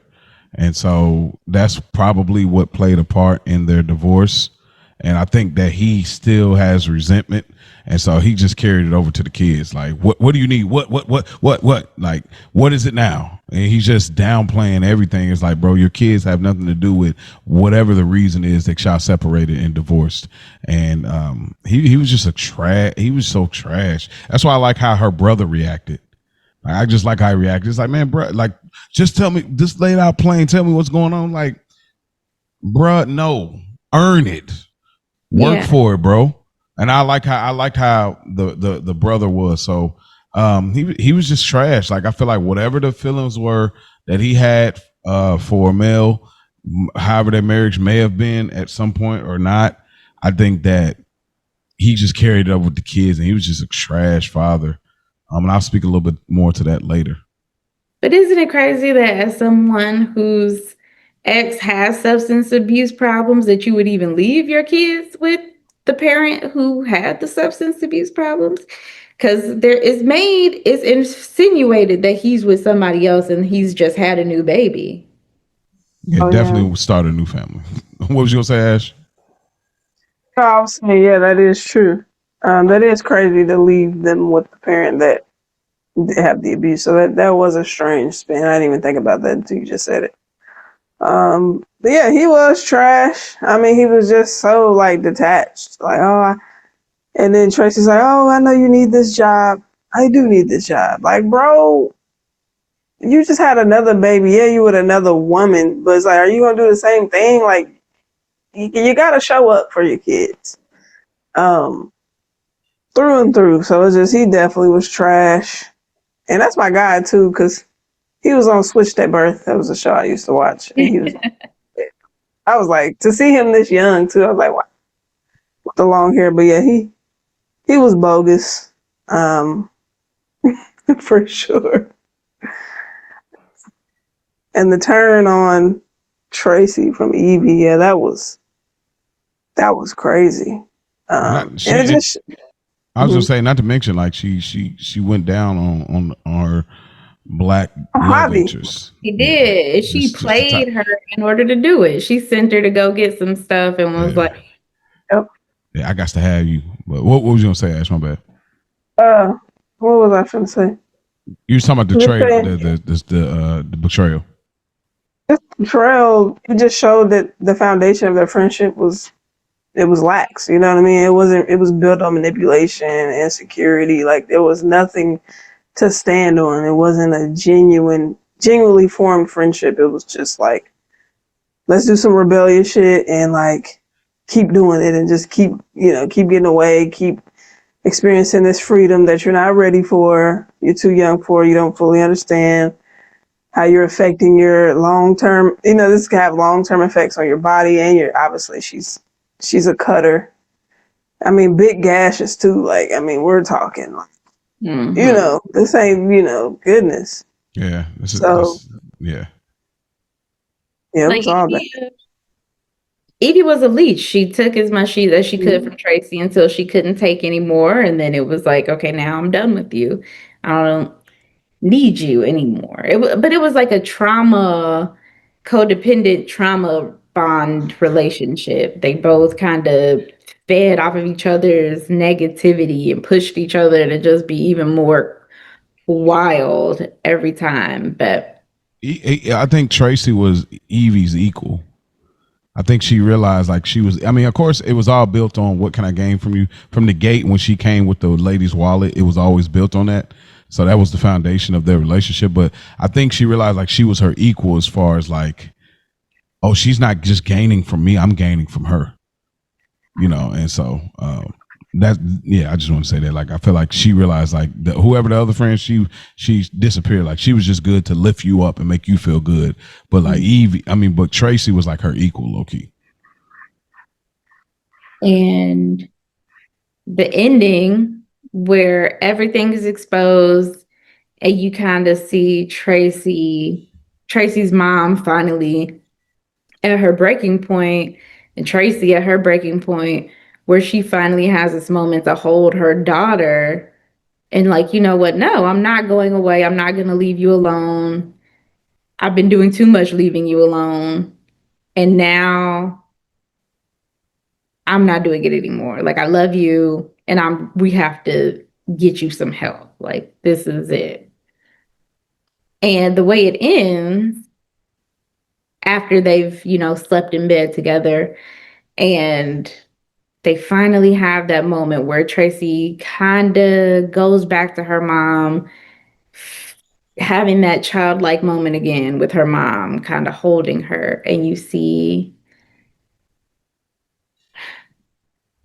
she's kind of just changed the trajectory of her life. And you're left to wonder, does she turn it around, or is she too far gone? Has she experienced too much now to ever get back to being a kid like she was before? The neighbors don't want anything to do with her. She's on her way home waving at the neighbor. The neighbor turns around and goes in the house like, mm-mm. And she doesn't have her old friends anymore. You know, can a Getting kid, a little dirty, man. has she gone too far? Does she have to go live with her dad, or can she stay there and get her life back on track? Well, a fresh start's needed. I think she can stay with her mom, but I low key they need to like relocate and start fresh. I didn't like how it ended because I hate when movies end like that, where it leaves you Open ending, wondering. yeah. I hate when they do that. It makes me so mad every time. But I don't think she's too far gone, but it's gonna take a lot of support in a whole village to reel her back in. But I think new scenery would help. And definitely not with her dad, because he's just already showed his cards and his hand. So really, you can't really do anything for me. I'm not saying you can't be redeemable, but just how they displayed him in this film, I'm good on you. But yeah, I just think a fresh start, probably a new. And the way she did Noelle, though, that was bogus to me, because I was like, yo, she was a real one, and it was whack. but yeah. Okay. Let's get into characters you relate to or identify with the most. I'm gonna throw the ball back in your court, actually, Ash. Nobody. I couldn't relate to anyone in this movie. I could say Noelle, but it's like I didn't learn. We didn't really get to know too much about her. That was her original best friend. I think she was solid for him, but didn't really get a grasp. Nessa Hudgens' character, the little girl she was with at the very beginning of the movie, before she went off the rails. Okay, what about you, Mig G? Character you can relate to or identify with the most? This was tough because I don't think I related to anybody in this movie. Maybe Noelle, like Ash said, just because when I was 13, I was a pretty typical 13-year-old. Yeah, I don't know. That was tough. Yeah, I can do the math. There's 0. Going trips. Yeah. Get the stepping character you could do without, or the movie didn't need. Ash. A lot of them, but nah. I'll go with the dad, just because we already out the gate we knew that she was a single mother, and it's like even just the talks of him, and his relationship towards the kids, that was enough just to hear about how he's absent. Them bringing him in and coming down to do nothing, like I felt like we could have done without him. Mm-hmm. Mig G. I said the other friend, the blonde one whose name I just can never remember. And even on the IMDb, I don't think she wasn't pictured, so I didn't know which one was her because I didn't remember her name. She was, Evie could have been surrounded by people and still just had, been a standalone character, because once her and Tracy started hanging out, she didn't really hang with her other friends. I didn't feel like it was necessary to have that character there. I don't think she did much for the story, Yeah. I got the same as Ash, the dad. I think that you don't really need any additional. He's not in their life that's cool enough. Like, they brought him in, and this is where you could tell where the co-writer, the one that is based around, where it's like, okay, you're definitely pulling from real experience, but these are moments when you utilize movie magic. From a plot standpoint, you don't need him. We already know he trash because he's not around. So you bringing him into the picture just to reaffirm rather, that he's trash. It's like, we don't even need him. He adds 0 to the story. He's not a hope. He's not hope. He don't make things better or worse. He's just trash the whole time. So we just didn't need them. Like we could have got maybe more time elsewhere for context. Skipping over favorite song, lines that deserve to be slimed. I'm gonna throw the ball in your court first, Mia. I didn't have any. Ash. Me neither. Trips here, nothing. No lines that deserve to be slimed in this movie. Ash, things you would change about the movie or what they didn't get right in your opinion? A lot. So I didn't like list out specifically because there's a lot. Overall, it was just hard to digest and to fathom these events happening at this age. Again, not saying it's not out there, but it just was a lot. Then, of course, how a lot of the Black characters in this movie, and like I think they said ghetto booty a couple of times. Just the insensitivity on the Black culture in this movie and the stereotypes was kind of a lot. So yeah, a lot. Mia G. Okay, piggybacking on what Ash just said. I hated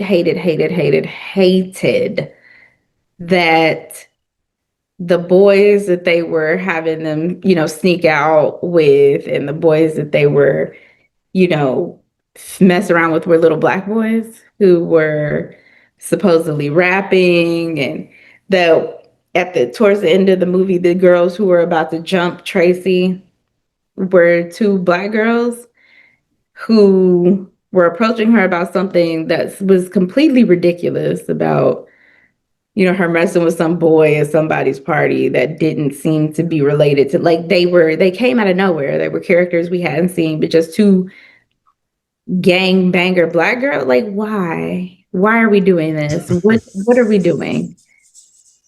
So there's not one Black girl in the movie that is popular or not in any capacity. The boys that they like, Javi and his ugly friend. That was mean of me. I'm sorry, I don't know that boy. That was not nice. But that was ridiculous to me. Even them rapping on the street when Tracy went to go get the coat, Javi and Evie went off into the tattoo shop.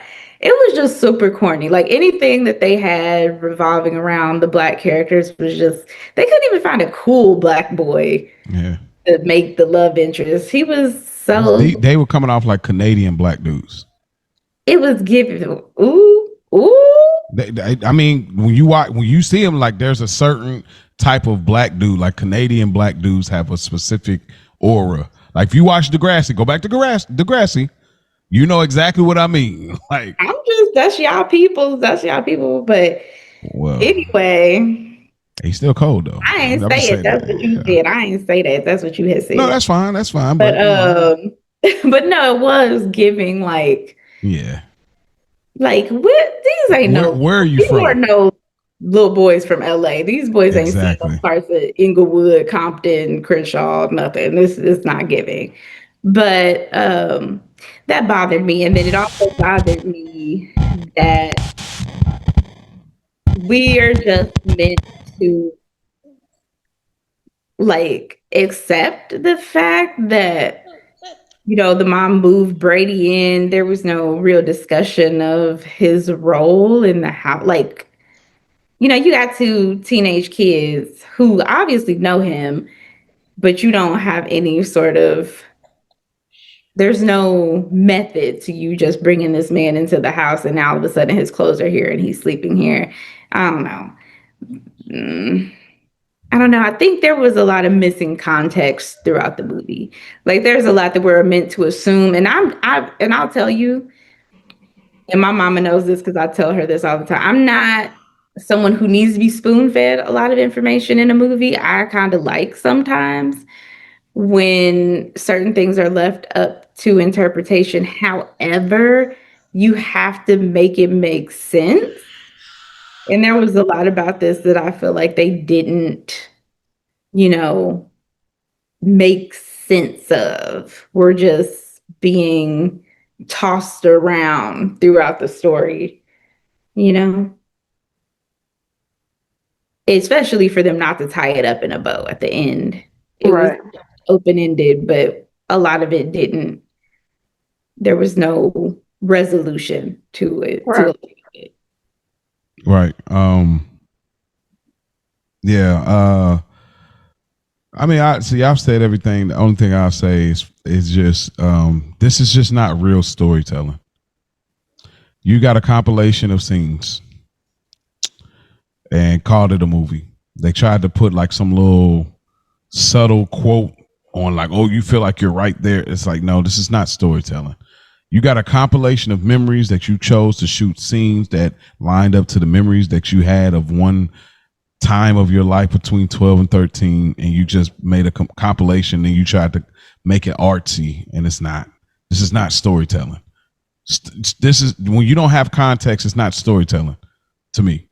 Like, because nobody know what you didn't explain anything at all. You didn't explain nothing in this movie. So that's by far what they didn't get right in this movie. No, this is not storytelling. Ash, more of the story in your opinion? A few that can be for this. So I just went with pay attention to your kids and don't try to grow up too fast. Okay, I like it. Mia G. Oh, yeah. I wanted to go with something similar to what Ash said about paying attention to your kids. But what I pulled from this movie is really just life comes at you fast. Things can change so quickly. Again, watching this under the guise of being a mother now, it terrified me because I look at my daughter and the relationship we have, and I think about how quickly things can change if she's introduced to the wrong influence. Things could turn like that. So you got to be vigilant. It's not just about paying attention, but you have to be intentional about the conversations. And you can't always be your kid's friend. You see how Mel didn't want to embarrass Tracy. She didn't want Tracy to be mad at her for saying no, or we can't do that. We can't do that. Right. It happened too fast. They get out of your grasp in the snap of a finger. You can't be your kid's friend. You have to be their parent. Gotcha. For me, just, bro, use your freaking brain. Use your freaking brain. Like, where in the world did you get the idea to just keep going up? Like, you go from like, oh, we're stealing. Not only we're stealing, put tongue rings in. Oh, let's put belly rings in. Oh, let's go lose our virginity to black dudes. Oh, let's go try to sleep with an older man. Oh, let's go sell drugs. Oh, let's do drugs. Oh, let's go dress up as hookers and then come back to my mom's house with her friend and then have her little daughter look at like, oh, we're playing costume dress up. Like, use your freaking brain, bro. Like, I don't care about, oh, I was a teenager, I was 12, 13, bro. I had a brain. Don't be stuck on stupid, bro. I just don't make no damn sense. Like, all that context, I tried to understand, but bro, use your freaking brain. Like, the writer that wrote this, use your freaking brain. I hope you all right, and I hope that it didn't play a part in your latter years of your life, but like, bro, use a freaking brain. What you talking about, man? And that's our episode. Okay, all right.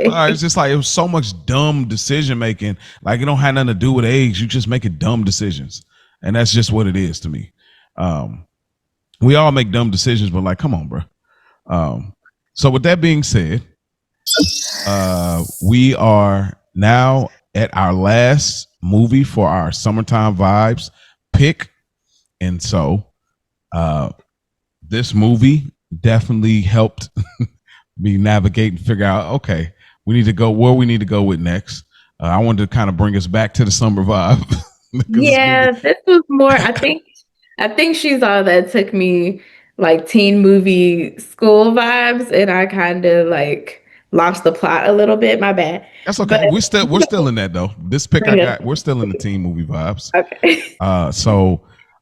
This movie is a movie that is a staple. It is a classic by far. Shout out to our big cousins. They definitely have done this, but I think that this is a movie that we also will be doing. Well, we are doing, because this is my pick. We also have a possibility of a special guest. So this could be dope. We are going with, matter of fact, I'm just going to play this little bit of music that's going to put you right back into the year. This is a movie that came out in 2006. And the movie that I'm picking is, I'm going to play this song and I'm going to reveal the movie.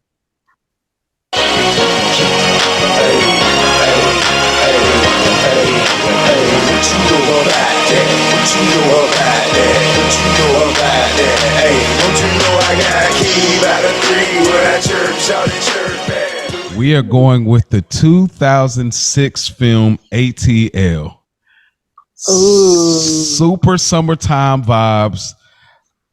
So many memories around 2006. Was a huge fan of T.I. I'll elaborate more on that when we do the episode next week. And I just felt like we needed a little bit more representation, since, you know, one of us is going to always throw some representation in the mix. That's what we do. So I felt like, okay, let's get into something that is not, that's a little bit, an easy vibe, but nonetheless, it's got some funny moments, got some interesting conversational pieces. So ATL, the 2006 film, with T.I., the rapper, is the lead character. I'm excited about. I know y'all both have seen this movie. I'm pretty sure. So I hope y'all are as excited as I am to talk about this. I got so much. I was doing some research too. I was back and forth. I was like, oh, I got to go with this. So high school vibes again, school vibes and summer vibes. So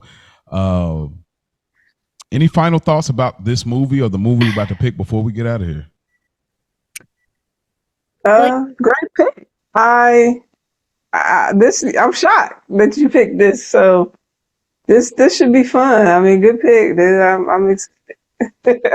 And I haven't watched it in a while either. So yeah, me too. Mm-hmm. I was gonna say that I haven't watched this in so long, but I'm really excited to watch it again and talk about it. I love this movie.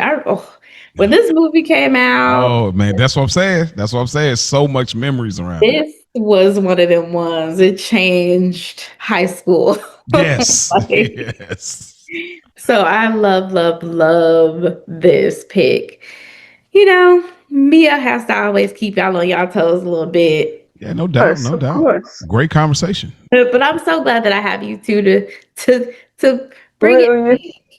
Yeah, we came together, we put it together. You know what I mean? And it was a great conversation. I was excited about talking about this movie because I wanted to see where it could go. So keep doing that.